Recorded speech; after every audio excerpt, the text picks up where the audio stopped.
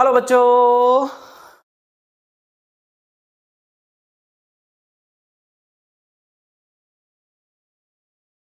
Hello बच्चों। Hello.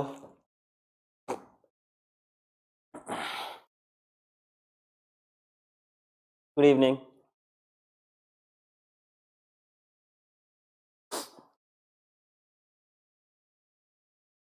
तो आज भी क्लास नहीं ले रहे हैं, सिर्फ आप लोग को सिलेबस रिवाइज सिलेबस आपको बताने आए थे। रिवाइज सिलेबस करा, रिवाइज शेड्यूल बताने आए थे। रिवाइज सिलेबस मैं कैसे कर सकता हूँ वो ख्याल से करेंगे। तो मैं आप लोग को रिवाइज शेड्यूल बताने आया था। यकीन बैच के अंदर हम लोग ने 6 महीने के अंदर इंटायर 2 साल का सिलेबस कवर करने का एक भयानक अटेम्प्ट किया। यकीन बैच अपने आप में एक यूनिक बैच था, जो ना कि क्रैश कोर्स की कैटेगरी में आ सकता था, और फिर भी 6 महीने के अंदर कंप्लीट 11th-12th का सिलेबस कंप्लीट कराने का प्रॉमिस था, है ना। जिसमें ऐसा नहीं था कि टॉपिक्स छोड़े जाएंगे या क्रैश की तरह कंप्लीट कराए जाएंगे। बाकी जगह भी 6 महीने में, 4 महीने में, 3 महीने में, 1 महीने में भी नीट की तैयारी कराई जाती है, बट वो सभी क्रैश कोर्स होते हैं, है ना। यकीन अपने आप में एक नए तरीके का कोर्स था, फास्ट ट्रैक कोर्स आप कह सकते हो था, जिसके अंदर हम लोग 6 महीने के अंदर पूरे 2 साल का सिलेबस प्लान करके आए थे। कुछ चीज़ें प्लान के अकॉर्डिंग चली, कभी कभी प्लान के अकॉर्डिंग नहीं चली, कभी किसी की तबीयत खराब थी, कभी किसी के फैमिली में प्रॉब्लम थी, और इन इश्यूज की वजह से, क्योंकि यकीन का जो शेड्यूल था वो बहुत टाइट था। मतलब इतना टाइट था कि हफ्ते के 6 दिन 2-2 घंटे की क्लासेस लगी रहती थी। संडे को टेस्ट लगा रहता था, जिसके लिए सैटरडे को टेस्ट बनाना पड़ता था। मंडे को टेस्ट के सोल्यूशंस अगर आ रहे हैं, अदरवाइज मंडे से फिर क्लास लगी हैं। तो एक हैवी शेड्यूल था यकीन का, हमारे लिए भी आपके लिए भी, जिसके वजह से कहीं ना कहीं हम और आप दोनों जन लैग करते गए। बच्चों का भी बैकलॉग क्रिएट होता गया और टीचर्स का भी कुछ बैकलॉग क्रिएट होने लगा, ठीक है, जो कि नेचुरल था। जैसा कि अभी मैं एक्सेलरेट में भी बता रहा था कि लाइफ में प्रॉब्लम्स तभी आती हैं जब आप कोई बहुत बड़ी चीज टारगेट करते हो। तो हम चीज भी बड़ी टारगेट कर रहे थे। हमने कहा कि हम पूरा 11th का, पूरा 12th का सिलेबस पढ़ाएंगे।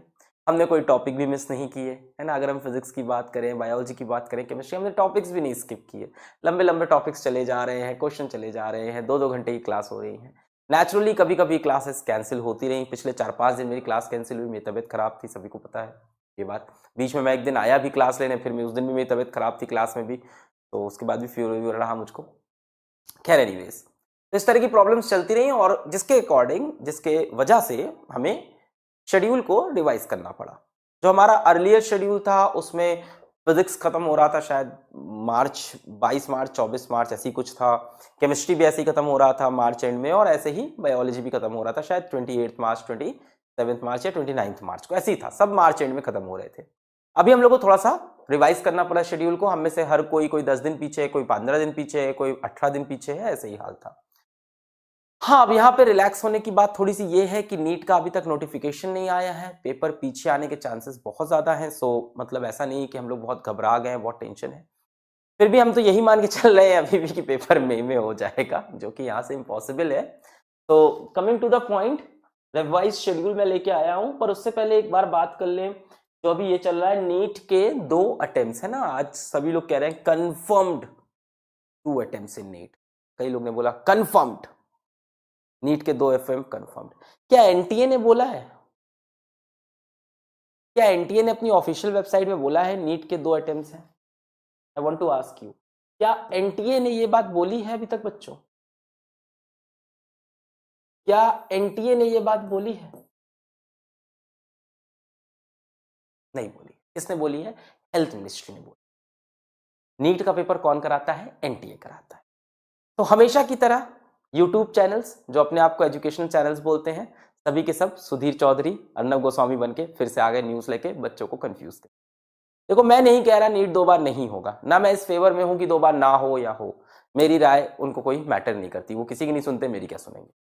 बात ये, मैं ये चाहता हूं कोई भी इंफॉर्मेशन जो आधी अधूरी हो वो बच्चों के बीच में ना भेजी जाए। आप एजुकेटर्स हो, मैं आप ही लोग से बोल रहा हूं, ये वीडियो आप तक भी पहुंचेगा।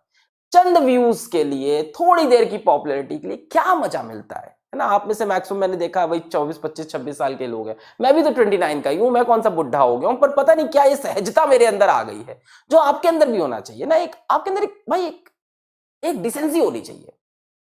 हम वो लोग थोड़ी ना है कि हम अखबार बेच रहे हैं या हम स्कूल के बच्चे हैं कि जैसी बात आई तुम्हें पता है आज अंकिता बॉटल में क्या लेके आई, टिफिन में क्या लेके आई है, तुम्हें पता है उसकी शर्ट का चौथा बटन फटा है। हम लोग वो लोग थोड़ी ना है, हम लोग बच्चों को पढ़ाने आए। तो डिसेंसी आप लोग को मेंटेन करनी चाहिए। इतनी तेज र्यूमर फैलती है, इतनी तेज र्यूमर फैली हुई है, नीट 2 अटेम्प्ट कंफर्म नहीं, कंफर्म है, कंफर्म नहीं है। अभी मंजूरी दी गई है कि आप चाहो तो करा लो। एनटीए ने नहीं कहा है कि हम 2 अटेम्प्ट कराने जा रहे हैं या होगा या नोटिफिकेशन आ गया, जब आएगा सबको पता चलेगा। तो अभी इस पे हम लोग बहुत बहस नहीं करनी चाहिए। मैं हमेशा से बोलता आया हूं, जब तक ऑफिशियल नोटिफिकेशन, देखो अब कई लोग बोलेंगे पोखरियाल सर ने बोल दिया है। भैया पोखरियाल सर तो क्या क्या बोल चुके हैं, अगर उनकी बात पे हम भरोसा करें तब तो हम डूब ही जाएंगे। वो तो बोल के आए थे कि भाई रिड्यूस सिलेबस से पढ़ लो, बच्चे बड़े खुश हो गए थे, आईआईटी जेईई में रिड्यूस सिलेबस आएगा, नीट में। तो जब तक एनटीए से ऑफिशियल नोटिफिकेशन नहीं आता हम लोग किसी चीज पे बिलीव नहीं करेंगे। और इस तरह से जितने भी यूट्यूबर्स हैं, एजुकेटर्स हैं, मिसगाइड करने लगते हैं, कंफर्म्ड 2 अटेम्प्ट, नॉट्स कंफर्म्ड, बच्चों देखो हम आपके लिए सबसे पहले न्यूज लेके आए। उनसे बोलो हम आपसे पढ़ने आए थे, न्यूज लेने नहीं आए थे। पहली बात है ना, जितना आप जाके देख के आते हो हम भी वही चीज देख के आते हैं, है ना। तो ऐसा तो है नहीं कि आपका स्पेशल कनेक्शन है मिनिस्ट्री से, या आपका स्पेशल कनेक्शन है पोखरियाल सर से, या आपका स्पेशल कनेक्शन है एनटीए से। मतलब ऐसा आपने स्पेशल क्या बताया? आप आके न्यूज चैनल की तरह न्यूज बता रहे हो, तो वो हम खुद से देख लेंगे। और आप अगर आपको कंफर्म है, अगर पोखरियाल सर आपके साथ चाय पीते रोज घर में बैठ के, तो आप आके फिर हम लोग को इन्फॉर्मेशन दो। I am very disappointed with all these educators जो ऐसा काम कर रहे हैं। ऐसा मत करो, मतलब मैं रियली डिसअपॉइंटेड हूं इस पे। ये भी नहीं कि मेरे को कोई क्रिटिसाइज करेगा अलग सर को, ऐसा नहीं बोलना चाहिए था। बोलना चाहिए भाई, आप गलत न्यूज फैला रहे हो ना। आप छोटी इंफॉर्मेशन को लाके बड़ा करें, कंफर्म लिख देते हो आप टाइटल के अंदर, थंबनेल में आप कंफर्म लिख देते हो, पक्का नीट 2 बार होगा, नाउ इट्स कंफर्म। ये गलत है ना, ये गलत है, एथिकली गलत है। चंद व्यूज के लिए पैसा भी कुछ नहीं मिलते। यूट्यूब से 1 लाख व्यू बना के भी आपको कुछ पैसे नहीं मिलने, आपको ही पता नहीं क्या पॉपुलैरिटी मिल जाएगी। खैर लीविंग इट।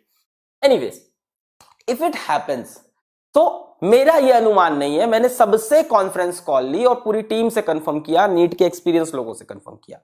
अगर ये होता है, इफ, सबसे पहले तो इफ, अभी मुझे नहीं पता है, इफ इट हैपेंस, ठीक है। तो जितने भी एक्सपीरियंस लोगों से मैंने बात की, टीम के अंदर सबसे बात की, तो सबने मुझको बोला कि पहला अटेम्प्ट आप मान के चलो कि मिड ऑफ जून से पहले नहीं होगा सर, और दूसरा अटेम्प्ट एंड ऑफ जुलाई के आसपास। अब इसमें ऊपर नीचे तो ऑफ कोर्स होगा, जैसे कुछ लोग बोल रहे थे मिड नहीं एंड ऑफ जून होगा सर, ठीक है। कई लोग ने एंड बोला, कई लोग ने मिड बोला, मिड या एंड ऑफ जून। तो मैंने उसमें से पहले वाली डेट लिखी, है ना। हम लोग भाई जो ज्यादा खतरे की घंटी है उसको अपने तरफ मानते हैं, है ना। अपना हम लोग मान के चलते हैं कि भाई मिड में ही हो जाए अगर, तो मिड या एंड ऑफ जून मुझे बोला गया। ये मेरी नहीं है, ये बहुत सारे एक्सपर्ट से मैंने बात की, उन्होंने ये बताया। कई लोग से पूछा मैंने, टीम के अंदर, टीम के बाहर। बाकी लोग end of July second attempt बोल रहे हैं। अगर ऐसा होता है, अभी मुझे नहीं पता कब होगा, हो सकता हो पोखरियाल सर कर सुबह चाय में उनको चीनी कम लगे तो आके बोले कि नीट करा दो 6 मई को, और फिर करा देंगे, है ना। तो मैं नहीं कह सकता, हमारा सिलेबस वही खत्म होगा। मैं लाता हूं, पॉइंट पे आता हूं। अभी मैं इस पे चर्चा 2 अटेम्प्ट पे नहीं कर रहा हूं, ठीक है। चलो आगे बढ़ते हैं। नेक्स्ट, रिवाइज लेक्चर प्लान, है ना। बच्चों को कंफ्यूज करना गलत बात है, गलत है ये, मत करो यार, गलत है ये, ठीक। Revise lecture plan. अब रिवाइज लेक्चर प्लान क्या है बेटा हम लोग का, कि फिजिक्स का जो सिलेबस आपका मार्च एंड में खत्म हो रहा था, that is not going to end by 15 April, ठीक है। अभी 15 अप्रैल को ये खत्म हो जाएगा। इसका पूरा डिटेल आपको शेड्यूल चाहिए तो नीचे आपको पीडीएफ मिलेंगे, आप डाउनलोड कर सकते हो, ठीक है। नहीं बेटा आज क्लास नहीं, कल से है ना। केमिस्ट्री का बेटा सिलेबस जो खत्म हो रहा है दैट इज 20 अप्रैल, और इसका भी डिटेल्ड शेड्यूल नीचे पीडीएफ है बेटा। For complete lecture plan refer to the attached PDF. ये पीडीएफ कल की क्लास में भी हर जगह लगवा देंगे, कल आपकी क्लासेस स्टार्ट होंगी, सारे पीडीएफ रिवाइज शेड्यूल वाले वहां भी लगवा देंगे।